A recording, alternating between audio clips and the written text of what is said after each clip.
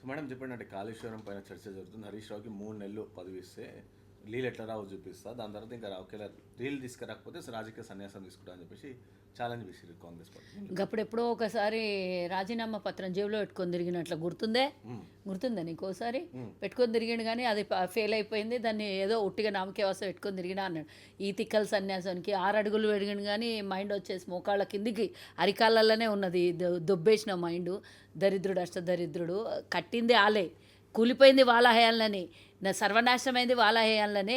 కాళేశ్వరంలో నీళ్ళు పోతాయి అని అంటే ఇప్పుడు 2 ఏళ్ల నుంచి ఒక చుక్క నీళ్ళు కూడా వారలేదు. కానీ తెలంగాణలో సుభిక్షంగా అన్ని వరి పంటలకు నీళ్ళు అంది, లక్షల టన్నుల వ్యవసాయం జరిగింది. ఈ దరిద్రుడు వచ్చి రైతులు ఆగమవుతున్నారు, రైతులకు నీళ్లు పోతలేవు, రైతుల మీద పగబట్టకు, పడితే మా మీద పగబట్టు, పగ ఉంటే మా మీద కొట్లాడు. అరే వీని బొంద ఏదో సెంటిమెంట్ రాలుద్దామని ఏదో పిచ్చి మాటలు మాట్లాడితే నేను ఒకటి అడుగుతున్నా, తెలంగాణ ప్రజల మీద మాకు కాదు పగ, తెలంగాణ ప్రజల మీద బావమరుదులకు ఉన్నది. ఎందుకంటే బాల్కా సుమన్ ఒకరోజు మాట్లాడిన మాటలు, జైలుకు పోయినటువంటి సందర్భంలో ఆడు దిక్కుమాలినోడు మాట్లాడిన మాటలు ఒకసారి నేను గుర్తు చేయదలుచుకున్నా. మేము ధర్నా చేస్తే 4 రైతులు వస్తలేరు కాబట్టి రైల్వే ట్రాక్కులు కోసేయండి, లేదా ఇది ఏమంటారు అది బొగ్గు కర్మాగారం ఆఫీస్ కోసేయండి, ఆఫీస్ తగలబెట్టండి, లేదా జిఎంఆర్ ఎయిర్పోర్ట్ తగలబెట్టండి. ఇట్లాంటివన్నీ మాట్లాడినటువంటి దొంగ. వీళ్ళకు ఉన్నటువంటి పగ రైతుల మీద ఉన్నది, నిజంగా రైతుల మీద, తెలంగాణ ప్రజల మీద. 2023లో ఓట్లేక ఓడగొట్టినని పగ ఇప్పుడు కాళేశ్వరాన్ని అడ్డం పెట్టుకొని రైతుల మీద ఉన్నటువంటి పగను తీర్చుకోవాలి అనేది వాళ్ళు పట్టుకున్నటువంటి కంకణం. ఎందుకంటున్నా ఈ మాట అంటే ఎత్తిపోసి చివరికి అది భద్రాచలం దగ్గర నీళ్లు వదిలేస్తే లాస్ట్కి ఏమవుతుంది, భద్రాచలం అంతా కొట్టుకొని పోతుంది. భద్రాచలం చుట్టుపక్కల ఉన్నటువంటి గ్రామాలన్నీ కొట్టుకొని పోతాయి. ఇంతమంది కొట్టుకొని పోయి చచ్చిపోతే రేపు తెలంగాణ ప్రజలు ఎవరిని క్షమించొద్దో అని కావాలని దీన్ని రేవంత్ రెడ్డి మీద తోసేయాలి. మేము చెప్పినాం ఆ రోజు ఎత్తిపోసిండు అనుకోండి, ఏమన్నా అయిందనుకోండి, మళ్ళీ ఏమంటారంటే రేపు పొద్దుగాల మేము చెప్పినాము నిపుణులను తీసుకొని వస్తామన్నారు, సిబిఐ అన్నారు, అదన్నారు ఇదన్నారు. మరి కనీసము తెలివి లేదా రేవంత్ రెడ్డికి? దాన్ని కట్టించే తెలివి లేక కావాలని కూలిపోవడానికి కంకణం కట్టుకొని ఇటు కాళేశ్వరం పోవాలి, అటు తెలంగాణ ప్రజలు పోవాలని ఇప్పుడు నీళ్ళు ఇడిచిండు. నీళ్ళు ఇడవకముందు ఏదైనా చిన్న రిపేర్లు వస్తే ఎందుకు చెయ్యకుండా ఇడిచిండు అని నెపమేయాలని దొంగ తిరుగుడు మాటలు మాట్లాడి ఏదో తెలంగాణ రైతుల మీద ప్రేమ ఉన్నట్ల దొంగ మాటలు మాట్లాడుతున్న హరీష్ రావుకి 3 నెలలు సమయం ఇస్తే, 3 నెలలు కాదురా బడవ, 6000 రోజులు నీకు సమయం ఇచ్చిర్రా. 6000 రోజులు ఏం బెక్కిరు మామ అల్లుళ్ళు. 2019లో నుంచి మొదలుపెట్టిన కాళేశ్వరం నీళ్లు చుక్క ఎన్ని ఎకరాలకు సాగునీటికి నీరందింది, తాగునీటికి నీరందింది కాళేశ్వరం అని ఒక్కసారి నిరూపిస్తే బాగుంటుంది. దాని తర్వాత 1,00,000 క్యూసెక్కుల నీరు సముద్రంలో కలిసిపోతున్నాయా, లేకపోతే దానివల్లనే తెలంగాణ రైతాంగం అంతా బతుకుతున్నదా? ఎన్ని టీఎంసీల నీళ్లు మీరు ప్రామిస్ చేసినారు? 160 టీఎంసీల నీళ్ళు. కానీ ఎన్ని టీఎంసీలు దాని ద్వారా పొలాలకు నీరు అందినది, దాని ద్వారా రైతులు బాగుపడ్డారో ఒక్కసారి చెప్పి దాని తర్వాత ఎన్ని క్యూసెక్కులు నీళ్ళు సముద్రంలో కలుస్తున్నాయి, వర్షమే రాలేదు, ఈ దరిద్రుడు నీళ్ళని పోతున్నాయి అంటాడు. ఈ దిక్కుమాలలోనికి ఏం తెలివి ఉన్నదో ఏడున్నదో నాకు అర్థం కాలేదు. నీళ్ళు ఎడికేలు వచ్చినాయి అని, ఇది 1,00,000 క్యూసెక్కుల నీరు సముద్రంలో కలుస్తున్నాయి, ఏడ కలుస్తున్నాయి, ఏడికేలు వచ్చినాయి? చుక్క నీరు వర్షం పడకుందే నీళ్ళు ఏడికేలు వచ్చి కలుస్తాయిరా బడవా? పిచ్చి మాటలు, పిచ్చి కూతలు కూస్తే నాలుక అదుపులో పెట్టుకో. ఇన్ని రోజులు పొడుగున్నావు, మాటలు మాత్రం మాట్లాడవు, తప్పుడు మాటలు బూతులు మాట్లాడవు అనుకున్నా. నీకు కూడా బూతులు మహా వస్తుంటే నీకు కొవ్వెక్కిన ఆ శరీరానికి కొవ్వు దించడానికి తెలంగాణ ప్రజలు రైతులు ఆల్రెడీ బొంద దొవ్వి బాతి పెట్టిండ్రు. నువ్వు నకరాలు చేస్తే పూర్తిగా అది 6 ఫీట్ల నుంచి 3 ఫీట్లు చేస్తారు, జాగ్రత్త. కేసీఆర్ కూడా ఎక్కడైతే కరువు ఉందో అక్కడ చూసి మరి దాని మొక్కం 38,000 కోట్ల రూపాయలతో తయారైనటువంటి అంబేద్కర్ ప్రాణహిత చెవెళ్ళని తీసుకొని పోయి ఎత్తి దింపి మళ్ళీ వాపస్ సముద్రంలో కలిపి ఈ రకరకాలుగా విన్యాసాలు చేసి వాళ్ళ లాభం కోసం లక్షల కోట్ల రూపాయలు 1,21,000 కోట్ల రూపాయలు తగలబెట్టి దాంతో 1,00,000 ఎకరాలకు కూడా నీరు అందకుండా చేసి కేసీఆర్ అంటే ఏడ నీళ్ళు వస్తాయో, ఏడ నీళ్లుంటాయో, పూర్తిగా రైతులకు నీళ్ళు అందుతాయో ఆడే చూసి గురి పెట్టిండంట. చెమట రక్తం ఓడ్చి ఈ డిజైన్ చేసిన కట్టినా, నేనే ఇంజనీర్ అయినా, నేనే మేస్త్రినైనా, నేనే ముఖ్యమంత్రినైనా నేనే తెలంగాణ ప్రజల తండ్రినైనా అని మాట్లాడి రైతులకు అందరికీ నేనే నిలుస్తా అని తుమ్మిడిహట్టి దగ్గర చేయాల్సినటువంటిది గ్రావిటీ ద్వారా వచ్చి రైతులకి లక్షల ఎకరాలకి నీరు అందాల్సినటువంటి ఇది ఈ ఏదది ప్రాణహిత చెవెళ్ళను తీసుకొని వచ్చి రీడిజైన్ పేరుతోని కాళేశ్వరం అని పేరు పెట్టి అది కాళేశ్వరం కాదు కూలేశ్వరం అయిపోయినటువంటి తెలంగాణ ప్రజల తలరాతల్ని తెలంగాణ ప్రజలకు పిండి రక్తం ప్రజల సొమ్ముని ఈరోజు 3,000 కోట్ల నెలకు వడ్డీ కడుతున్నది. 80,000 కోట్ల రూపాయలు అప్పులు తెచ్చి ఆ 80,000 కోట్ల రూపాయల మీద ఈరోజు తెలంగాణ ప్రభుత్వం ఆ రోజైనా ఈ రోజైనా మీరు తెచ్చినప్పటి నుంచి 3,000 కోట్ల రూపాయలకు పై చిలుకుగా ఇప్పటిదాకా 30 నెలలు మేము ఇప్పటిదాకా దాని మీద వడ్డీలు కట్టినాం. దాని మీద ₹1 లాభం వచ్చిందేమో చూపించాలి. లాభం వచ్చిందల్లా కేసీఆర్ కుటుంబానికి ఆ రోజు కట్టినటువంటి కాంట్రాక్టర్లకు తప్పించి తెలంగాణలో ఉన్నటువంటి ఒక్కల కన్నా ఒక్క చుక్క లాభం అన్న దానివల్ల జరిగిందేమో చూపించాలి. మరి కాళేశ్వరం నీళ్లు 2 సంవత్సరాల నుంచి ఇప్పుడు మా ప్రభుత్వం వచ్చినప్పటి నుంచి 2.5 ఏళ్ల నుంచి 2 సార్లు వర్షాకాలం వచ్చింది. ఈ 2 వర్షాకాలంలో ఏ చుక్క నీరు అందకుండా లక్షల హెక్టార్లల్లో వరి పంట పండుతుంది, వివిధ రకాల పంటలు పండుతున్నాయి. మరి ఎట్లా పండుతున్నాయి చెప్పాలి. వీళ్ళ అయ్య వీళ్ళ మామ ఇద్దరు కలిసి ఇద్దరు రూపంలో ఉన్నటువంటి కేసీఆర్ ఆ వక్ర రూపమే కాళేశ్వరం. ఆ వక్ర రూపంలో కట్టినటువంటి కాళేశ్వరం వాళ్ళ మామ చాలా చూడసక్కన మామ కట్టిండని మహారాష్ట్రతోని ఒప్పందాలు జరిపించుకోలేక మహారాష్ట్రతోని ఒప్పందాలు జరిపించుకుంటే కనుక ఈ 38,000 కోట్లకి ఆల్రెడీ 11,000 కోట్ల రూపాయలకు పని 30% అయిపోయిన అది ఏదది మన ప్రాణహిత చెవెళ్ళని ఆ పని పక్కకు పెట్టేసి కొత్తగా మార్పు చేసేసి ఇటు ఉత్తర తెలంగాణకు అటు దక్షిణ తెలంగాణకు అన్యాయం చేసినటువంటి కేసీఆర్ ఈరోజు వచ్చి ఏమో మాట్లాడుతుంటే ఈరోజు అల్లుళ్ళు కొడుకు ఇద్దరు కలిసి మాట్లాడుతుంటే ఆ మాటలకు మోసపోయేటట్లు ఉన్నారు ఆ జనాలు. వర్షం లేదురా దేవుడా అని అంటే 1,00,000 క్యూసెక్కులు నీళ్ళు అడుకోబోతున్నాయి. ఏడికేలు వచ్చినాయి, ఏడికి పోతున్నాయి చెప్పాలి ఫస్ట్. ఒక వారం రోజులు అంటే కేసీఆర్కి ఇస్తే నీళ్ళు ఎట్లా రావు అని చూపిస్తా అని చెప్పి అసలు ఫామ్ హౌస్లోకి వెళ్ళి బయటికి వచ్చి అసెంబ్లీలో కూర్చోమని తర్వాత అధికారం తర్వాత ఇయ్యమని సభ్యత్వం తీసుకోమని కాంగ్రెస్ సభ్యత్వం మళ్ళీ తీసుకుంటే అప్పుడు ఆలోచిద్దాం చూద్దాం వీళ్ళ మొక్కలకి ఏమైనా ఇచ్చేది ఉంటే.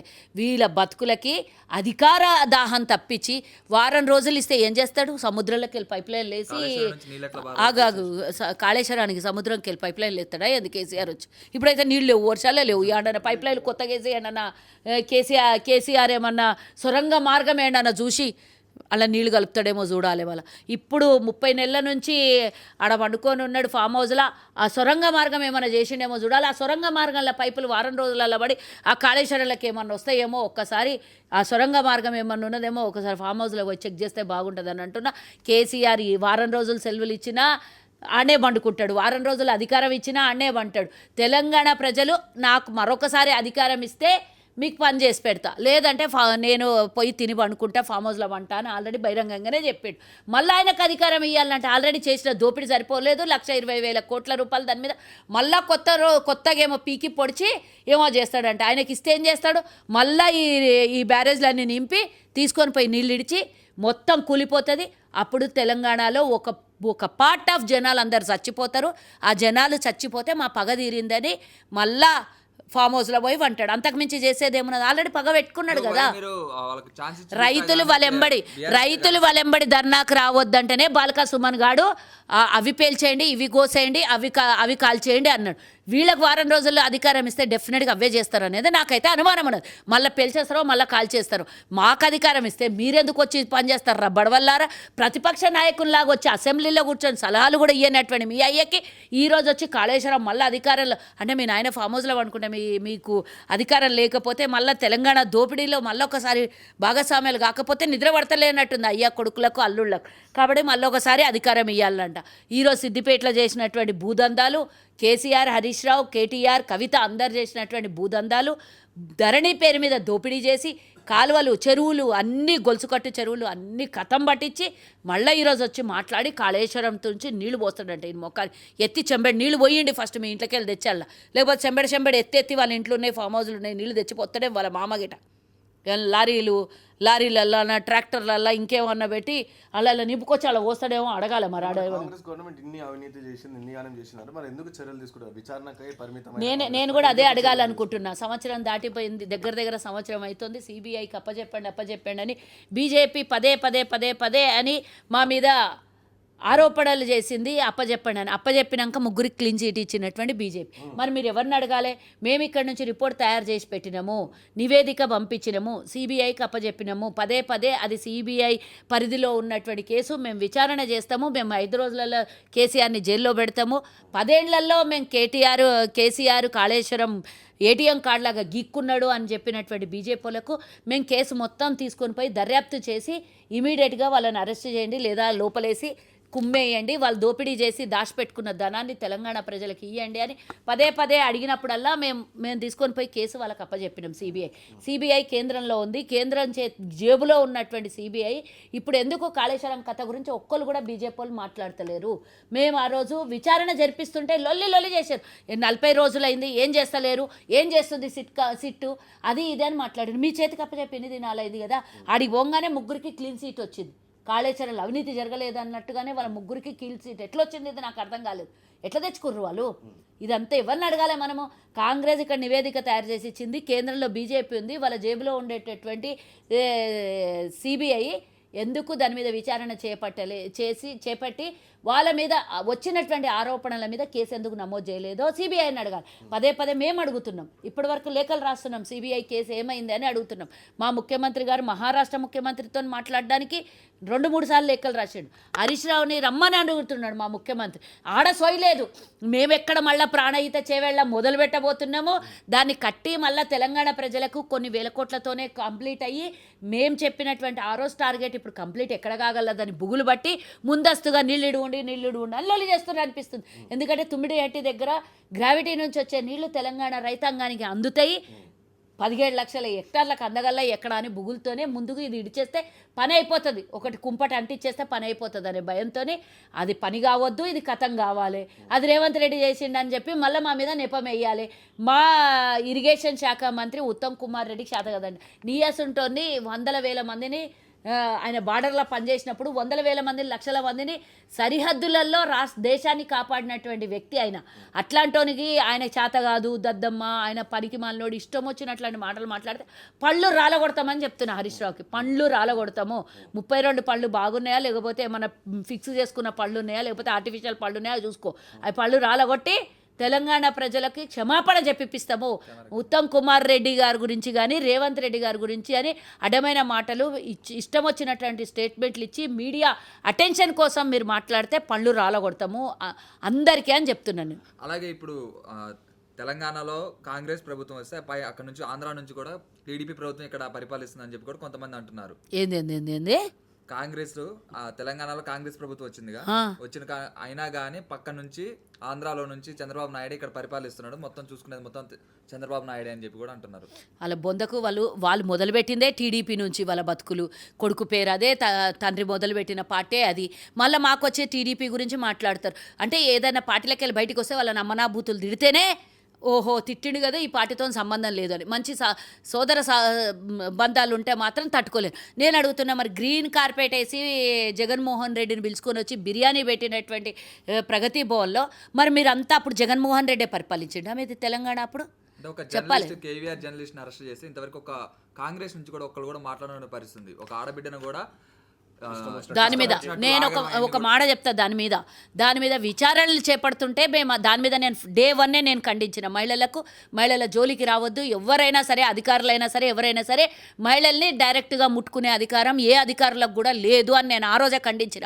వాడు ఎవడో మాట్లాడలేదని పాగలగాడు ఏమో మాట్లాడితే మేము దాని మీద మేము ఎందుకు స్పందించాలి? ఆల్రెడీ స్పందించడం అయిపోయినాక మళ్ళీ దాని గురించి మేము స్పందించడం కాదు. అది విచారణ ఎక్కడ జరుగుతుందో వాళ్ళు మాట్లాడితే బాగుంటుంది. మళ్ళీ వీరెందుకు బీఆర్ఎస్ వాళ్ళు ఒక్కళ్ళెందుకు మాట్లాడలేదు? మీకు నిజంగా తెలంగాణల మీద ప్రేమ ఉండి, అమరవీరుల మీద ప్రేమ ఉండి, ఉద్యమకారుల మీద ప్రేమ ఉంటే మీరెందుకు మాట్లాడలేదు? మేము ఒక్కళ్ళమేనా మాట్లాడాల్సిందే? మీరు మాట్లాడాల్సింది పరిస్థితి. వాళ్ళ ఇంటికి పోయి మరి పరామర్శించి మాట్లాడి వార్నింగ్ కూడా ఇచ్చింది కదా. వార్నింగ్ ఇస్తే ఏమైంది? ఏమైనా జరిగిందా?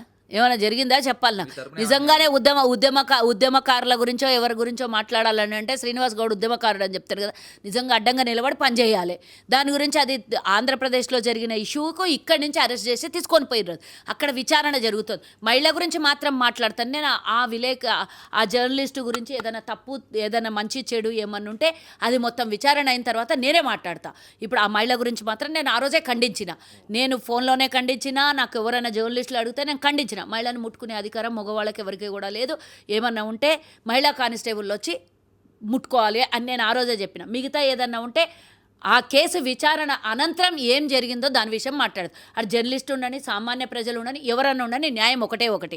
కానీ వీళ్ళలాగా దొంగ ముసుగేసుకొని దొంగల్లాగా బతికే అవసరం మా కాంగ్రెస్ పార్టీకి కానీ, మా ప్రభుత్వానికి కానీ, మా నాయకులకు కానీ, మా దగ్గర ఉన్నటువంటి కార్యకర్తకు కానీ ఎవ్వరికి అవసరం లేదు. ప్యూర్ కాంగ్రెస్. ఇక్కడ కాంగ్రెస్లో ఉన్నటువంటి వాళ్ళు కాంగ్రెస్ జెండానే మోస్తారు తప్పించి అట్లాంటివి అడ్డమైన వేషాలు వీళ్ళలాగా వాళ్ళతోని మంచి అది సదాభిప్రాయం ఉన్నదని వాళ్ళని మేము మోసుకొని తిరుగుతలేము. ఇక్కడ నీకు జగన్మోహన్ రెడ్డి లాగా సందులల్లో నుంచి తీసుకొని వచ్చి కార్పెట్ వేసుకొని రెడ్ కార్పెట్ వేసి ప్రగతి భవన్లో కూర్చోబెట్టి బిర్యానీ పెట్టిను. ఆ రోజు తెలంగాణకు రావాల్సినటువంటి కృష్ణా జలాలని సర్వనాశనం చేసింది కేసీఆర్. జగన్మోహన్ రెడ్డి డైరెక్ట్గా బాజాప్తా అసెంబ్లీలో మాట్లాడిండు. కేసీఆర్ చలవ వల్లనే, కేసీఆర్ పుణ్యం వల్లనే తెలంగాణకు దక్కాల్సినటువంటి నీటిని మన ఆంధ్రాకు వచ్చినవని ఆయన బహిరంగంగా చెప్పిండు.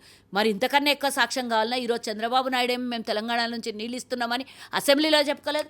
మేము పోనీ చంద్రబాబు నాయుడు రేవంత్ రెడ్డికి సన్నిహితుడు కాబట్టి తెలంగాణ సొమ్ముని కానీ తెలంగాణ నీటి వాటాని కానీ ఒక్క క్యూసెక్కుల నీరు కూడా మేము ఇయ్యము అని చెప్పినాం ఆ రోజే ప్రెస్ మీట్ పెట్టి పీపీటీ ఇచ్చిన రోజే. వీళ్ళేదో ఉద్ధరికం చేయాలని మాట్లాడుతారు. మీలాగా జగన్మోహన్ రెడ్డికి సంబంధించిన ఆస్తుల వ్యవహారాలు మీరు చూసుకున్నారు. జగన్మోహన్ రెడ్డికి సంబంధించినటువంటి వ్యాపారాలలో మీకు భాగస్వామ్యం ఉండొచ్చు, కానీ మాకు అలాంటివి అవసరం కూడా లేదు. ఆల్రెడీ తెలంగాణలో ప్రజలు తీర్పిచ్చి మాకు 5 ఏళ్ల కోసం ఏ విధంగా పరిపాలన చేయనికిచ్చిండ్రో అదేవిధంగా తెలంగాణ ప్రజల్ని కాపాడే బాధ్యత మాది. కానీ మీలాగా దోపిడీ చేసి అక్కడ విశాఖ ప్లాంట్ గురించి ఆ రోజు నోరెత్తలేరు, అది దేశానికి అందరికి సంబంధించి. ఇక్కడ బొగ్గు కర్మాగారం గురించి మాట్లాడలేదు. అక్కడ నీళ్లు జలాలు ఆంధ్రప్రదేశ్కి తరలించుకొని పోతుంటే ఒక్కడు మాట్లాడలేదు. మేము ఆ రోజు గొంతెత్తినాం. ఈరోజు మేము ఎక్కడ కూడా ఒక్క చిన్న వాటా కూడా ఆంధ్రప్రదేశ్ కానీ ఇతరులకు కానీ చెందకుండా మేము మా తెలంగాణ ప్రజల కోసం మేము కాపాడుకుంటున్నాం. కాపాడే బాధ్యత మాది, కానీ లోపల లోపాయికారం ఒప్పందం చేసుకునే అవసరం మాకు లేదు.